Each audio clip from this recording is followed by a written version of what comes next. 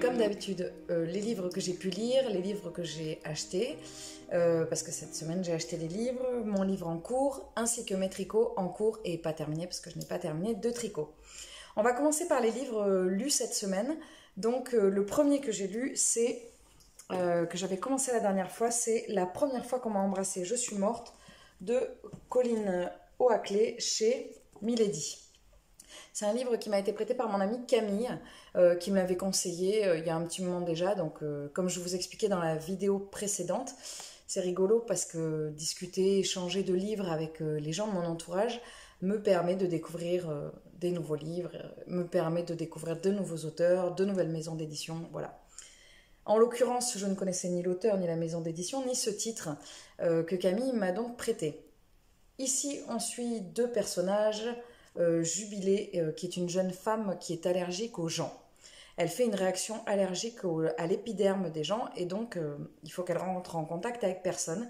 Elle a découvert ça quand elle était petite, puisqu'évidemment elle faisait des crises d'allergie suite au contact de sa mère. Et on suit également Eric, un jeune père célibataire qui vient de divorcer et qui se retrouve avec, qui est papa d'une adolescente et qui se retrouve avec un jeune garçon à charge, puisque c'était le fils de son meilleur ami dont il était le parrain. Donc, son meilleur ami est décédé, et comme lui est le parrain, enfin son meilleur ami et sa femme sont décédés, comme il était le parrain de l'enfant, c'est lui qui a récupéré sa garde. C'est une romance avec une petite touche de fantastique, puisque effectivement le côté allergique aux gens, c'est une maladie qui n'existe pas, et que j'ai beaucoup aimé. J'ai trouvé ça... Alors, moi, c'est un coup de cœur. C'est un coup de cœur. Je suis pas très romance, mais là, j'ai beaucoup aimé parce qu'en fait, elle a une touche de fantastique, mais sans trop en avoir. Comme d'habitude, je viens de réaliser que l'écran n'était pas droit. Je vais pas commencer une vidéo avec un écran droit. Coucou, c'est bon, ça y est, vous êtes droit. Et donc, du coup, j'ai beaucoup aimé cette petite touche de fantastique qui m'a, comme je vous l'ai déjà dit sur la précédente vidéo, je l'ai déjà dit dans mon Instagram, ça me fait penser à la série Pushing Daisies, qui était une série qui se faisait... il y a une dizaine d'années et qui n'a pas fonctionné, qui n'a pas marché. Je crois qu'il y a eu 2 saisons et après ça s'est arrêté.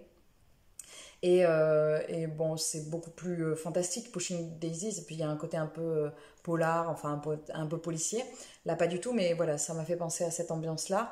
J'ai beaucoup aimé, j'ai bien aimé le personnage de Jubilée, que je trouve drôle, parce elle rentre pas dans les standards de jeune fille triste, qui attend l'amour, un peu éperdue comme ça, oh mon Dieu. Non, c'est pas du tout ça. Jubilée, elle est un peu rentre dedans, elle est un peu cash, voilà.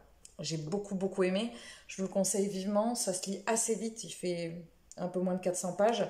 Et voilà, c'est de la romance. Donc la plume est travaillée sans pour être non plus. Voilà, c'est pas. On n'est pas sur du plat. C'est important parce que dans les livres que je vais vous présenter, j'ai oublié de le dire, il y a un abandon, ce qui n'arrive jamais. C'est-à-dire que dans ma vie, j'avais mis de côté un livre qui s'appelait Les Atomic Knockers de Stephen King pendant plus de 10 ans, mais je l'ai fini. Et après, au niveau des livres que je n'ai pas fini, il n'y en a aucun. Il n'y en a aucun parce que ça fait un sentiment d'inachevé que j'aime pas du tout. Et là, en fait, j'ai dû abandonner. Je vous expliquerai après. Bref, celui-ci, j'ai beaucoup aimé. Alors, par contre, j'aime pas du tout la couverture qui est censée représenter des... Enfin, c'est pas censé, qui représente des livres. Je sais pas pourquoi, mais moi, je n'aime pas trop cette couverture. Peut-être les couleurs. Je sais pas. Bref, en tout cas, il faut pas s'y fier parce que le livre est vraiment super. Je pense même que je vais finir par me l'acheter pour me le relire un de ces 4 parce que, voilà, c'est une petite romance sympa, hyper touchante. Je continue avec les livres que j'ai lus. J'ai lu, à la suite de ça, dans l'ordre, j'ai lu celui-ci. Touffi et moi, chez Rajo de Sarah Crossan, j'allais dire de Clémentine Beauvais, mais non, c'est la traduction qui est de Clémentine Beauvais. Donc, c'est un livre en vers libre. Clémentine Beauvais a un rôle important parce que la traduction, elle est assez primordiale dans ce genre. Alors déjà, la traduction de base, c'est hyper important. Mais alors, dans ce genre d'ouvrage où la forme d'écriture est si particulière, l'autrice a vraiment, ou l'auteur a vraiment un rôle indispensable. J'ai lu déjà 2 livres de Clémentine Beauvais. J'ai lu Romance Brexit, Brexit Romance, pas Romance Brexit, et j'ai lu Songe à la douceur. Songe à la douceur est aussi en vers libre et j'avais beaucoup aimé. J'avais bien aimé Brexit Romance, mais moins, voilà. Mais j'avais quand même bien aimé, c'est quand même super bien écrit. C'est le premier livre de l'autrice que je lis, de Sarah Crossan. Je l'avais repéré chez Steph de Piketty et ma médiathécaire me l'a conseillé. J'ai beaucoup aimé. Alors, c'est hyper touchant. Moi, il y a des passages où, quand je savais qu'on arrivait dans certains chapitres, il fallait que je prenne une grande inspiration parce que je savais qu'on allait aller dans un truc pas drôle et que fallait y aller. Et pour autant, on tombait pas dans un truc mélodramatique, on tombait pas, c'était pas un tire-larme, c'est bien construit, c'est bien écrit, c'est très très touchant. Alors, l'histoire, on va suivre une jeune fille qui s'appelle Alison, qui s'est enfuie de chez elle. On comprend très très vite qu'elle a une marque sur la joue, faite par son père qui est violent, alcoolique et violent. Et en fait, elle va trouver refuge dans une maison. D'abord, elle va un peu errer, et ensuite, elle va trouver refuge chez une vieille dame, Marla, qui n'a pas toute sa tête. On comprend très vite que Marla doit avoir une maladie de type Alzheimer, et donc du coup, elle la prend pour une jeune fille qui s'appelle Toffy, avec qui qu'elle a connue quand elle était jeune.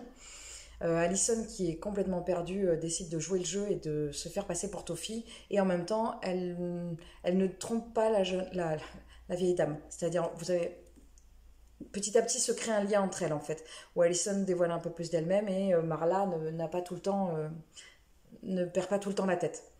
On a aussi également un retour en arrière sur qu'est-ce qui a pu se passer dans la vie d'Alison pour en arriver là. Qu'est-ce qui a pu se passer, les relations avec son père, comment elles ont pu évoluer, où est sa mère, comment ça se passe, voilà. C'est un livre extrêmement touchant, vous l'aurez compris, parce qu'on parle de... Alors déjà, moi j'ai beaucoup de mal avec les violences des violences en général, mais les violences faites aux enfants, c'est quelque chose qui... c'est dur, et là, c'est cru. C'est-à-dire, le père, je pense que ce qui est le pire, c'est les violences morales qu'il lui fait subir, c'est hyper hard, mais en même temps, c'est pas... on n'est pas sur du vicieux, c'est-à-dire qu'on va pas chercher à... L'autrice, elle cherche pas à dire des mots ou à mettre des mots dans la bouche du père, juste par provocation ou pour venir nous titiller, en fait. Et donc, en fait, c'est juste et c'est nécessaire. Donc, voilà. C'est très touchant, j'ai vraiment beaucoup aimé. Je sais qu'il y a un titre, l'une de vous m'a conseillé Inséparable, qu'on m'a déjà conseillé, que j'ai mis dans ma wishlist, ainsi que d'autres titres de l'autrice qui, voilà, je continuerai évidemment à la lire. J'ai beaucoup aimé, je vous le recommande. Ensuite, j'ai lu, en troisième lecture de la semaine, j'ai lu L'heure zéro de Agatha Christie, évidemment, chez Livre de Poche. C'est donc les nouvelles éditions. Parce que moi, j'essaye de, tout comme Triple Mag, je prends les livres de cette nouvelle édition que j'essaye de lire progressivement. Là, c'est la sélection justement de Triple L de Mag pour le challenge Red Christie 2021. J'ai fait tomber... Non, je crois que j'avais fait tomber mon tricot parce que j'ai tout installé là. Vous voyez pas, mais il y a des trucs partout. Et donc du coup, ici, l'heure zéro, c'est l'histoire d'un homme qui se retrouve, qui est marié, un homme, Neville Strange, qui a quitté sa femme pour aller avec une deuxième femme. Voilà. Et il a la riche idée, extraordinaire, n'est-ce pas, de réunir ces deux femmes dans une même maison. Voilà. Et on voit ce qui se passe. Alors ce qui est rigolo, c'est que, Agatha Christie, on sait, ce sont des meurtres, mais là, le meurtre est arrivé très tard, je trouve, dans le livre. Il est arrivé après la page 100, sachant que c'est un livre qui fait 250 pages, donc c'est quand même, on n'est pas à la moitié, mais quand même, voilà, c'est bien entamé. Et je crois pas avoir déjà vu cette formule-là. Alors j'ai bien aimé ce bouquin, qui se lit évidemment très vite. C'est marrant parce que les Agatha Christie, j'ai un rapport au livre d'Agatha Christie qui évolue en fonction de mes lectures.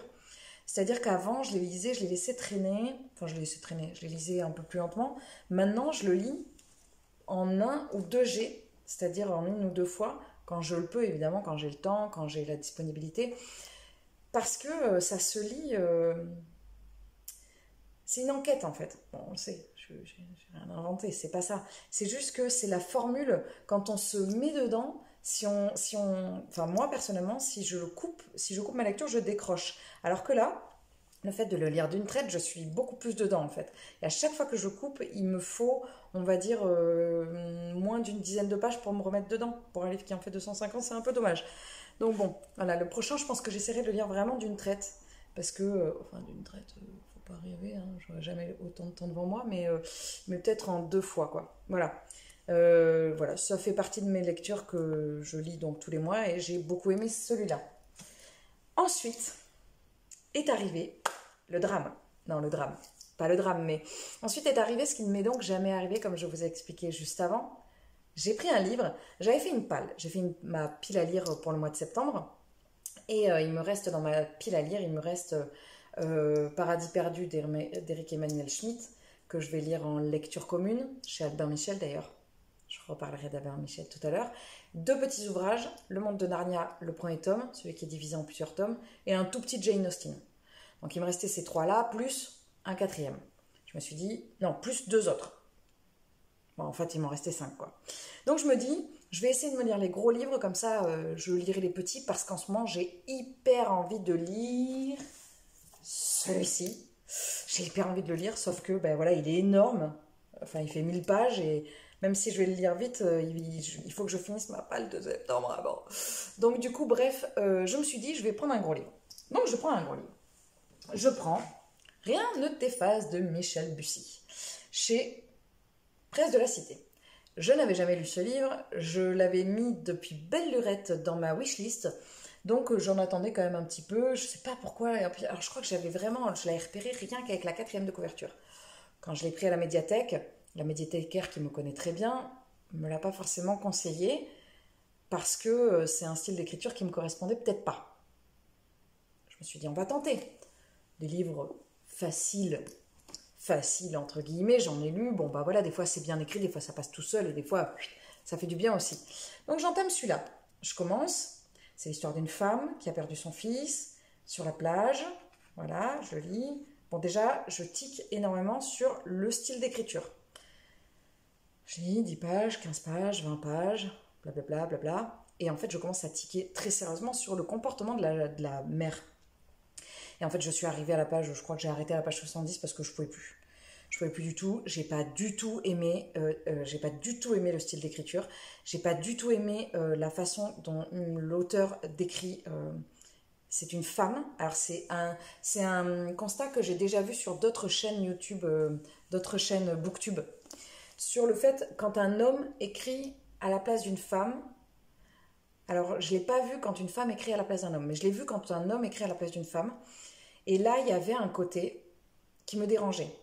C'est-à-dire que moi, quand je m'habille le matin, je ne me dis pas oh là là, je vais être trop sexy. Alors peut-être que c'est moi, hein, peut-être que vous, jeune femme, jeune dame, moins jeune, femme, ou même homme, le matin vous dites ça, mais moi je ne suis pas en train de me dire je suis trop sexy, oui, là, ça va être trop sexy, tout ça. Donc du coup, ça m'a dérangée en fait, parce que c'est pas mon rapport au corps et que je ne suis pas sûre que ce soit un rapport au corps assez commun chez les femmes, chez les hommes aussi, bref. En tout cas, il y a une façon de décrire, et je pense que je l'ai déjà vu, je pense que je l'ai vu chez Triple L de Mag, ce constat-là, et je pense pas que c'était sur cet auteur, mais là, c'était pas possible. Ça m'a trop dérangée. Le rapport qu'elle a à son corps, le rapport qu'elle a aux autres êtres humains, et puis, je sais pas, il y a un passage, bon, je vais pas vous spoiler, c'est dans le début, mais elle a un psy, et puis elle décide d'arrêter de travailler avec ce psy, et en fait, on passe on est psy pendant des années, tu me suis pendant ma psychothérapie, ma psychanalyse, ce que tu veux, et puis d'un coup, hop là, on n'est plus client, oh, on va boire un verre, on s'envoie en l'air, et moi je te la mets, non, c'est pas possible, à un moment donné, enfin, je sais pas, c'est pas crédible, enfin, peut-être que je suis naïve, mais je pense pas que ce soit le genre de rapport qu'on a avec son psy, donc du coup, ça m'a dérangée, et là, j'ai fait, ok, alors, ma cocotte, il te reste dans ta palle des livres qui te donnent grandement envie, dans ta palle de septembre, dans ta palle, je me tutoie, dans ma palle de septembre, dans ma palle de toute la vie, il y a des livres, en veux-tu, en voilà, dans ma wishlist qui me font envie, je vais pas faire ça, non, en fait, je vais pas m'infliger ça, c'était samedi matin, j'avais pas envie de passer le week-end à lire 450 pages d'un livre dont je n'aimais ni l'écriture ni le personnage, donc, j'ai abandonné, eh ben oui, voilà. C'était jamais arrivé, enfin comme je vous dis à part les Tommy Knocker que j'avais fini par finir, mais je l'ai fait et j'en suis très contente parce qu'en fait j'ai enchaîné avec Rendez-vous avec le crime, les détectives de Yorkshire, le premier tome de Julia Chapman chez La Bête Noire. C'est un livre que j'avais acheté, je crois, pendant le 3e confinement et qui me faisait vachement envie. J'ai même le 2e tome dans ma palle. Et donc, du coup, je me suis lancée. J'ai bien fait parce que là, on n'est pas du tout sur le même style d'écriture. C'est-à-dire, des Cozy Mystery, j'en lis quelques-uns. J'ai lu, j'ai pas les bons, Meurtre et les enquêtes de Anna Svensson. J'ai Agatha Raisin. J'ai les Agatha Christie.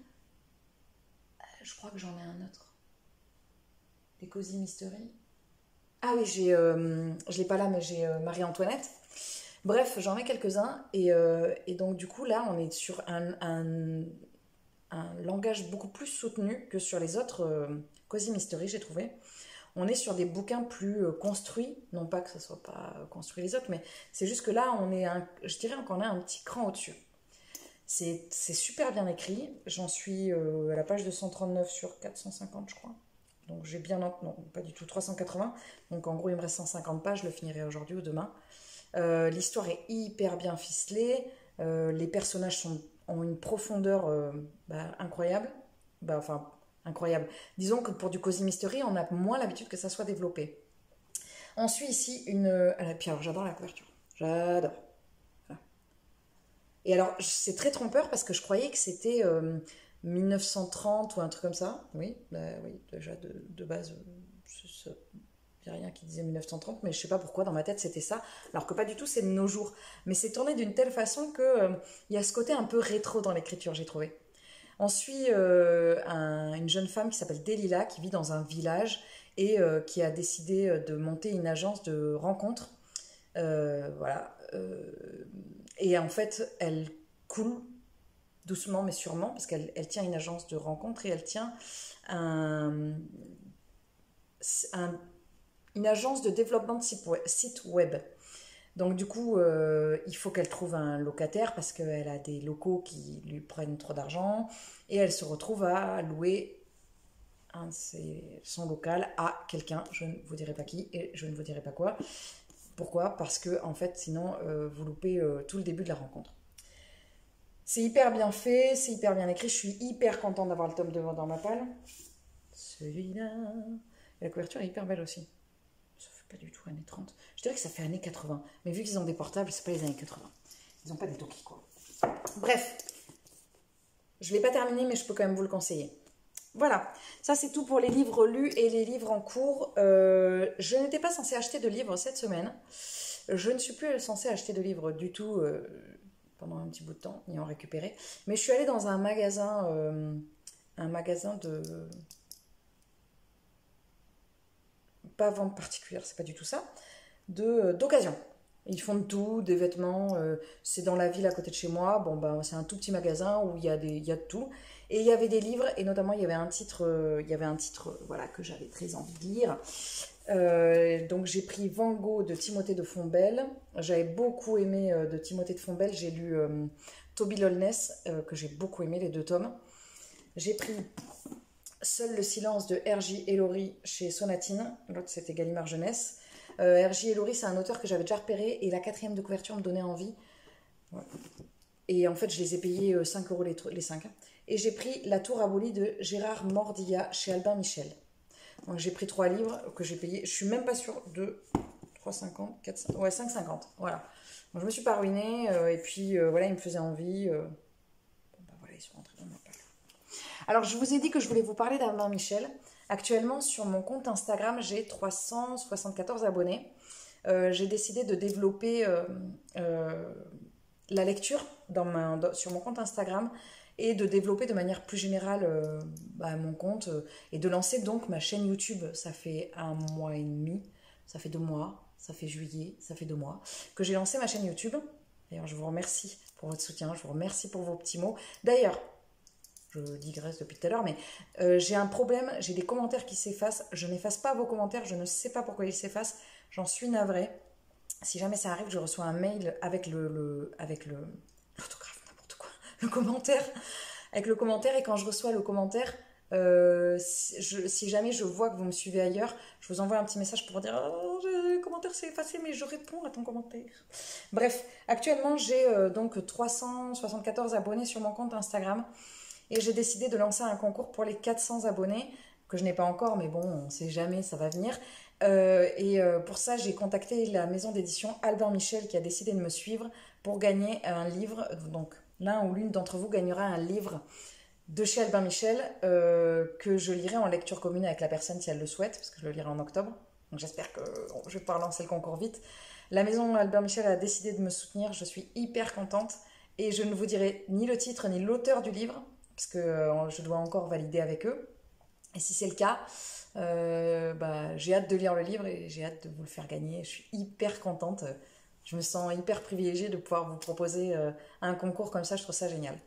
Voilà pour la partie livre. Je vais maintenant passer à la partie tricot. Alors cette semaine, j'ai un tout petit peu avancé. Alors j'ai eu une suggestion qui me demandait les qualités et les noms des laines que j'utilise.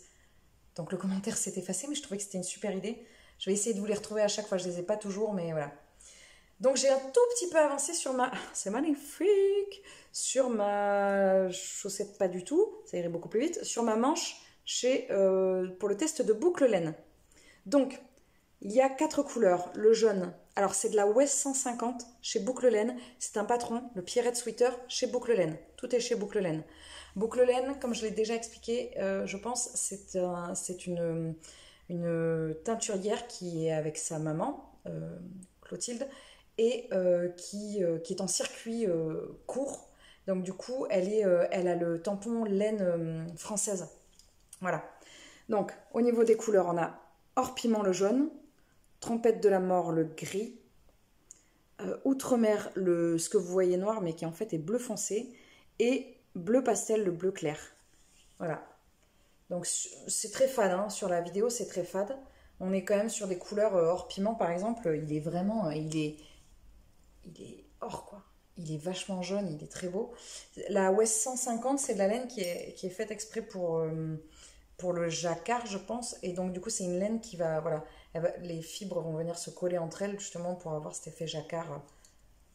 Pour que derrière, pas ça feutre mais les fils se mélangent en fait. Donc j'ai un tout petit peu avancé. Ouh, dans 6 mois j'ai fini. Non, il faut que j'ai fini avant. Je voudrais le finir avant d'aller à Felletin, dans la Creuse. C'est fin octobre.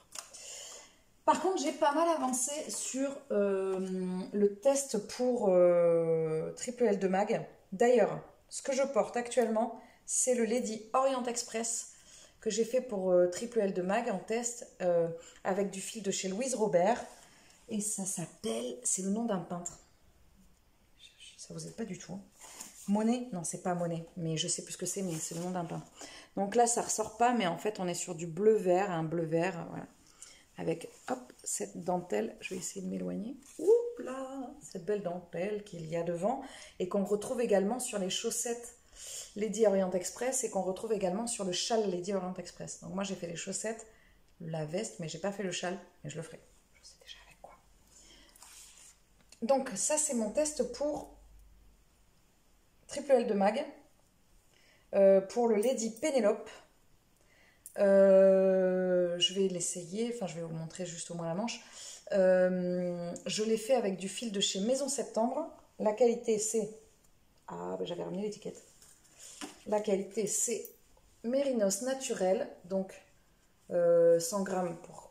Non, oui, 100 grammes pour 400 mètres de fil. Hop. Et la couleur c'est Colombin. On est sur un rouge Maison Septembre. Hop. C'est toujours des fils teinture naturelle, enfin végétale.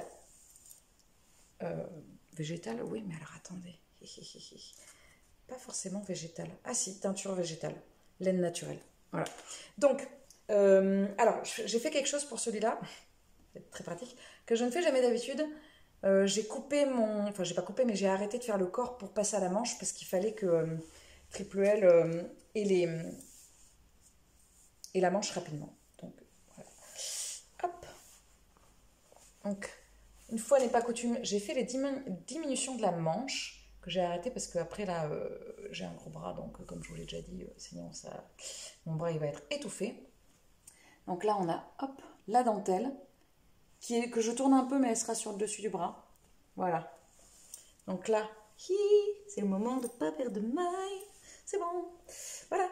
Donc du coup, j'ai bien avancé. Je pense que je vais la terminer demain, ou aujourd'hui ou demain. Ça va dépendre du temps que je mets à faire des arrangements en musique. Avec cette dentelle devant. Tac. Voilà. Donc j'ai pas mal avancé. Surtout que je crois que je l'avais commencé la semaine dernière. Je suis même pas sûre. Si. Enfin voilà, je l'avais à peine commencé. Donc là, j'en suis au corps et avec la manche. On dirait un petit boléro. C'est pas un boléro. Je ferai jamais des boléros. Je déteste les boléros. J'ai horreur des boléros. J'en ai tricoté un jour pour une mariée. Plus jamais je ne ferai de boléro. Bref, voilà. C'est tout pour mon petit point tricot lecture de la semaine. Je vous remercie encore de m'avoir suivi. Je vous remercie pour tous vos commentaires. Je vous remercie pour vos abonnements. Ça me touche. Je vois que ça augmente un peu toutes les semaines et ça me fait drôle. Là, actuellement, vous êtes 41 sur la chaîne. Ça veut dire qu'il y a 41 personnes qui prennent le temps de m'écouter. Et ben, je vous en remercie parce que vous prenez de votre temps pour passer du temps avec moi. Donc voilà, ça me touche. Je vous souhaite une très très bonne semaine, je vous souhaite une très bonne journée, une très bonne semaine, un très bon mois, une très bonne année comme d'habitude. Je vous retrouve avec grand plaisir la semaine prochaine. Je vais également vous préparer, je pense pour samedi, une vidéo sur mon stash, c'est-à-dire tout mon stock de laine. Alors peut-être pas cette semaine, la semaine prochaine, je ne sais pas encore, pour vous montrer tout ce qui va me rester avant d'aller à Felletin, qui est donc le salon mondial de la Creuse, de la laine. Voilà, c'est avec grand plaisir que je vous retrouve la semaine prochaine. Je vous dis à très bientôt et bonne semaine. Au revoir.